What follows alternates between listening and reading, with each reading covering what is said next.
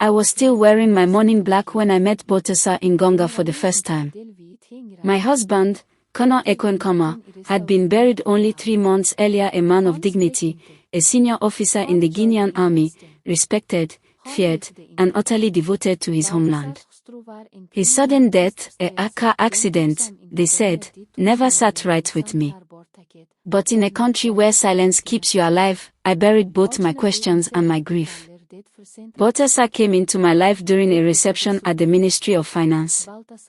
I didn't want to be there, it was too soon, but I had been invited personally by the President's secretary, and in this world, you don't decline such invitations.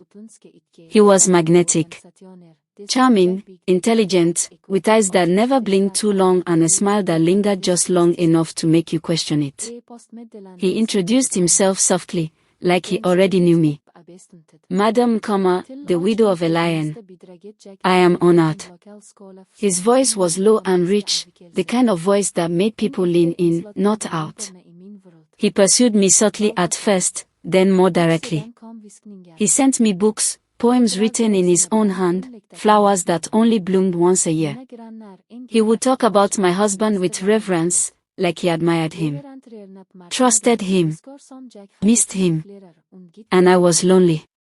We began seeing each other quietly. Dinners at his villa on the outskirts of Malabo, guarded by armed men in black. He was different in private, less polished, more intense. He asked questions about my husband's time in the military, old friends, secrets, documents he might have had. I didn't think much of it. After all, Besa was the head of the National Financial Investigation Agency. It was his job to know everything. But slowly, the mask slipped. One night, after too much wine and a touch too much truth, he whispered, "Your husband was looking into the wrong numbers." He crossed into territories that belonged to men far above his rank. Men who don't forgive curiosity. My blood ran cold. What do you mean? He smiled like it was a love song. I mean, I kept you alive. That was the night I realized I wasn't his lover. I was his leverage. He had seduced me not out of affection, but to keep me close, to know what I knew, what my husband may have left behind. I was a loose end disguised as a widow, and he was tying knots with silk and wine. When I tried to leave, the pressure mounted, veiled threats, sudden audits of my family's land, my brother arrested for financial discrepancies. The system bent around his will. Now, I wait. I smile in public. I play the role. I pretend to still be under his spell. But I have my own plan. My husband died chasing a truth. And I intend to finish what he started, even if it means using the same tools Besa used on me. At first, everything inside me screamed not to trust him. I kept repeating to myself that I was only playing along a role, a strategy, a way to survive until I could uncover the truth about Ekwe's death. Besa was the enemy, a puppet master cloaked in designer suits and poetic lies. But days turned into weeks, and weeks into months. The lines blurred. He wasn't always cruel. In fact, most of the time, he was gentle. I remember one night the monsoon rain clattered against the windows, and the power had gone out across Malabo. We sat on the floor, surrounded by flickering candles and old vinyl jazz records playing softly from his battery-powered stereo. He didn't speak like a man guarding secrets that night. He told me about his mother, who died when he was 16. About how poverty and ambition shaped him into something he didn't recognize anymore. He said he never intended to become what he was, it just happened. I saw a different man then. Or maybe I just wanted to. He touched my hand. Not possessively, not like someone's taking a claim, just present. "You look at me like I'm a monster," he said. "But you're the only person who's ever asked if I'm still human." I didn't answer, because I wasn't sure what I believed anymore. Soon, I stopped asking questions. I stopped sneaking around his office, stopped prying open drawers when he was in the shower. I let myself breathe, for the first time in a long time. I told myself it wasn't surrender, it was self-preservation. But deep down, I knew the truth. I had stopped chasing justice and started craving the man who might have murdered my husband. Love? Maybe. Maybe not. But it was real, the ache, the hunger, the way he held me like I was both his prize and his penance. I think part of him hated that he needed me. I think part of me hated that I wanted him anyway. We built a world of silences and shadows. A world where grief and guilt danced with desire. And in that world, I forgot who I was supposed to be. They say some marriages begin with love, some with duty. Ours began with a lie. It wasn't a wedding. Not really. There were no flowers, no friends, no soft music in the background. Just us, two witnesses from the state registry, bribed and blindfolded, and a quiet villa far from the capital where no eyes could follow. Besa said it was for protection. If they know, he told me, they'll use you against me. Or worse, they'll use us against each other. I should have known then that this wasn't love. Not the kind the poets write about. It was survival. It was power. It was something that felt like love, tasted like it in the dark, but in the light of day, it vanished like steam on marble. Still, I signed. I wore no ring. There was no change of name, no paperwork that could trace me back to him. My children, Ekwa's children, believed I was still grieving. They still whispered his name with pride. They still hung his medals in their bedrooms, thinking I slept alone, loyal to their father's ghost. And I let them believe that. Because how could I tell them the truth? That I now belonged, body and name, to the man who may have orchestrated their father's death. I told myself I had reasons. That I was protecting them. That I could control Besa better from the inside than as his enemy. But the deeper I fell into his orbit, the harder it became to separate the lies I told them from the lies I told myself. He was careful with me, always. But there were moments, small, fragile moments, when I saw flashes of the man beneath the mask. The way he reached for me in his sleep. The way his voice cracked when I once joked about leaving. The way he touched my son's drawing left accidentally in my handbag and held it like it was made of glass. I think he loved me. Or maybe he just didn't want to be alone. But we were never equals. Because while I wore the title of wife in secret, he wore power like a crown. And he never let me forget who built the throne we stood on. The day Besa kissed me in his office was surprised me. I had never been to Botesa's office before. Not officially. Not during daylight. It was in the heart of Malabo, nestled in a sleek grey building with tinted windows that reflected the city like a lie. The kind of place where men wore power like cologne and spoke in riddles. Every corner was watched, every hallway echoing with secrets no one dared to repeat. I had no reason to be there that day, except that he had asked me urgently, but with that careful tone he always used when something was boiling under the surface. Just come, he said over the phone. Trust me. When I arrived, his assistant looked at me strangely. She didn't know who I was, and I could tell she didn't like not knowing. But she let me in. Besa was waiting. Behind the thick door of his office, he looked exhausted, jacket off, sleeves rolled up, his collar slightly open. There was a tension in his jaw, a storm in his eyes. He didn't greet me with words. Just a long stare, like he hadn't seen me in years. What's going on? I asked, walking toward him. He didn't answer. He stood up, walked around the desk, and took my hand in his. His skin was cold. His grip, tighter than usual.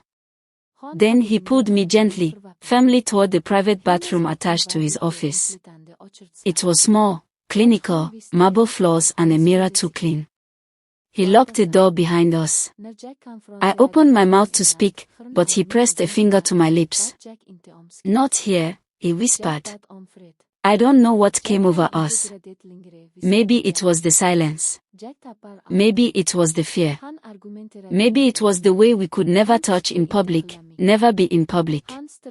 But in that moment, he kissed me like a man on the edge of something of ruin, of revelation, of regret. It wasn't slow. It was desperate. The kind of kiss that comes when you think it might be your last. His hands gripped my waist, my hair, my throat not rough, but full of ache.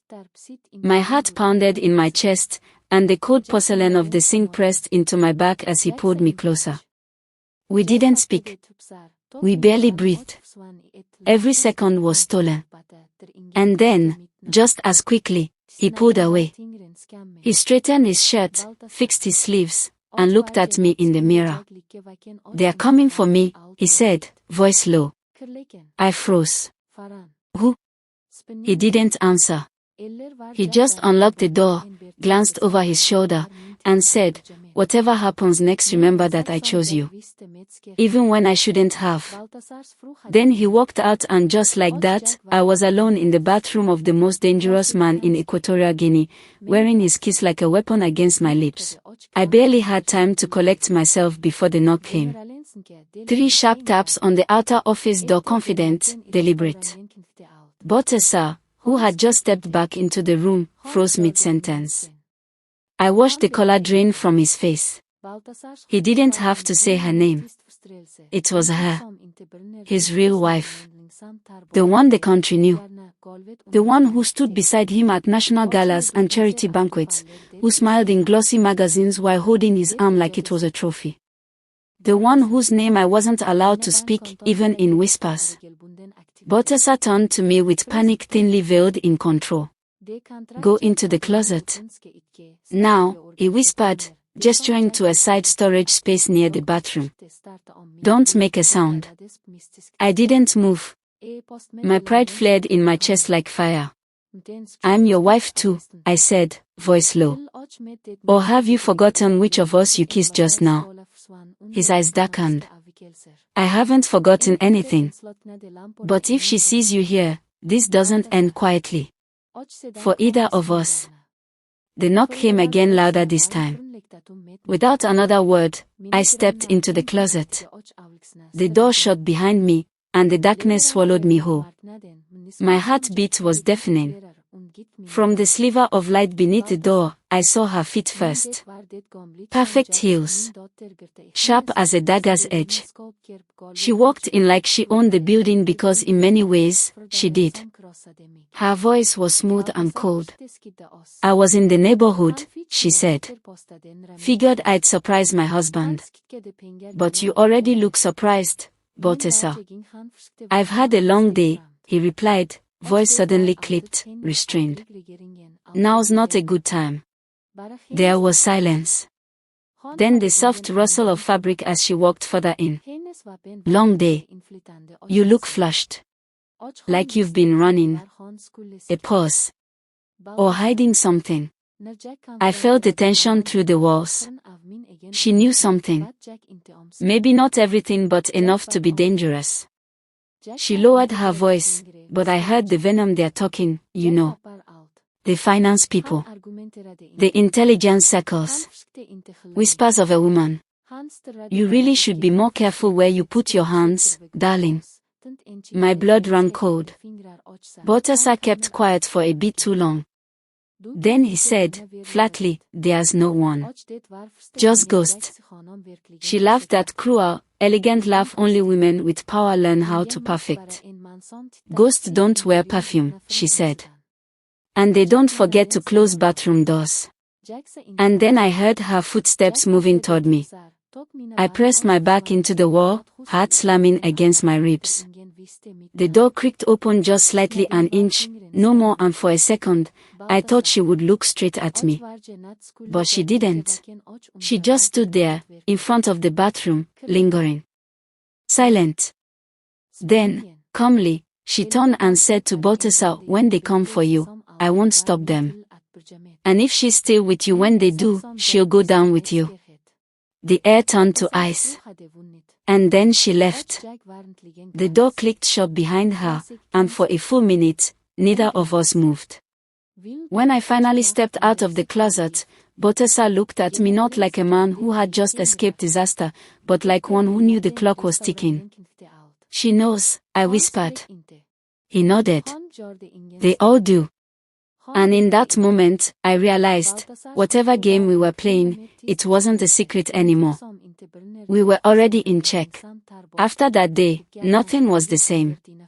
She never confronted me directly. That wasn't her style. Besa's wife was the kind of woman who played chess with live pieces. She preferred watching her enemies squirm rather than striking them outright. And we knew she wouldn't attack us in the open, not yet. But the game had begun. Besa called it hide and seek. A twisted little nickname he used when we were alone, laughing bitterly while sipping his cognac. Every time we meet now, he said one night, "It's a move on the board. One wrong step, and she'll checkmate us both." So we began hiding in plain sight. Meetings no longer happened at his villa. That was too risky, too traceable. Instead, we met in hotels under false names. At backdoor restaurants where the waiters didn't ask questions. Sometimes he'd send a car, but it never came twice from the same location. Other times, I'd walk for blocks with my phone off before I'd see the signal, 3 knocks on the side of a delivery truck, or a light flickering twice in an alley. We never stayed in one place long. Never touched in public. Never let our eyes linger. And yet, she was always close. I could feel her like smoke in the air before fire. Once, I found a lipstick stain on a scarf in my closet that wasn't mine. Bright, venom red. Her signature color. Another time, I noticed my driver had been replaced with one of her men. He didn't speak a word, but he smiled too easily, like he knew something I didn't. Besa and I turned paranoid. Obsessed. Not just with each other but with the thrill of staying one step ahead.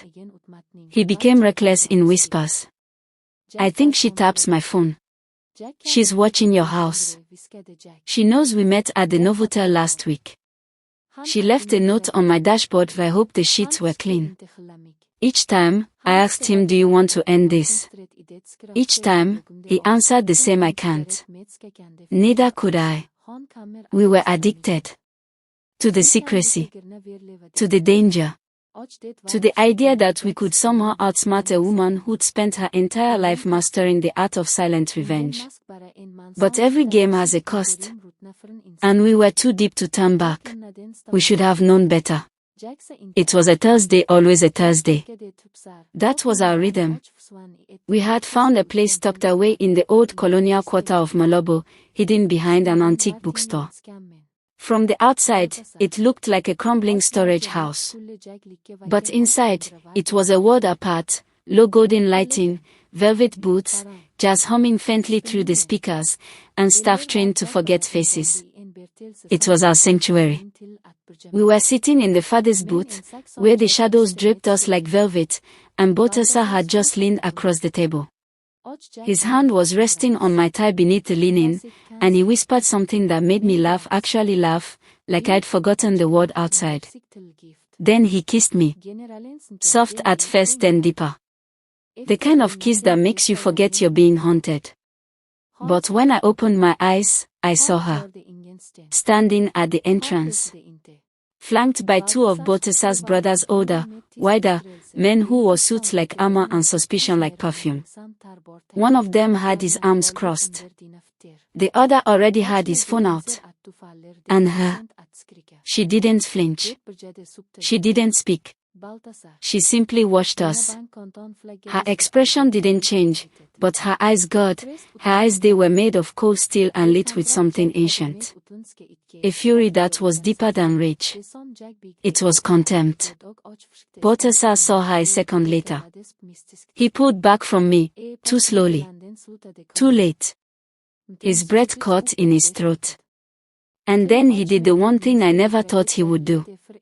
He stood up, not ashamed. Not hiding. He looked directly at her, his wife, and said, quietly, "Enough." Silence strangled the room. His brothers tensed, but she raised one hand and they froze. Her heels clicked slowly against the floor as she walked toward us. Her eyes never left mine. Eko's widow, she said, almost gently. You wear betrayal like a second skin. I felt like the earth would open beneath me.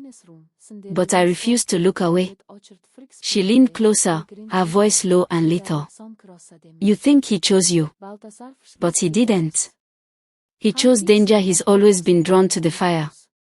And I've always been the one who lets it burn. Then she straightened, turned to Besa, and added, You're finished. She walked out. Just like that. But the damage had been done. Everyone had seen.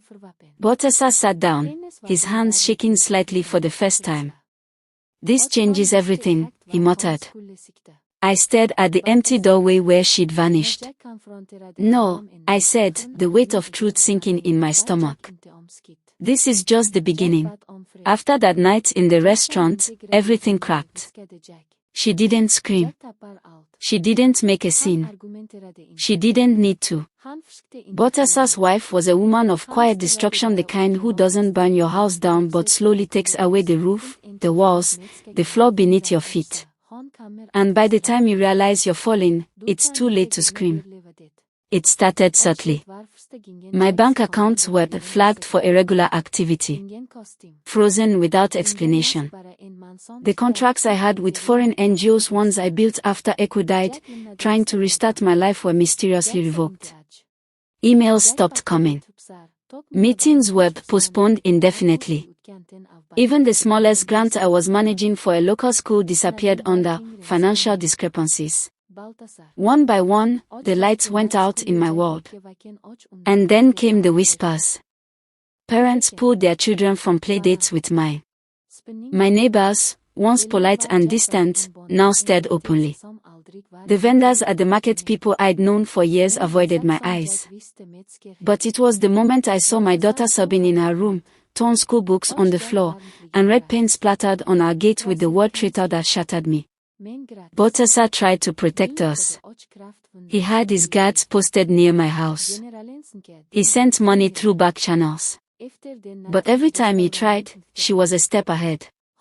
And it was always her, never the government, never the agencies. Just her silent war. She had no use for guns. Her weapons were reputation, influence, and fear. And she knew exactly where to aim. When I confronted him one night, cornered by my own exhaustion, I didn't ask for protection. I asked for peace. I can't do this anymore, I whispered. I'm losing everything.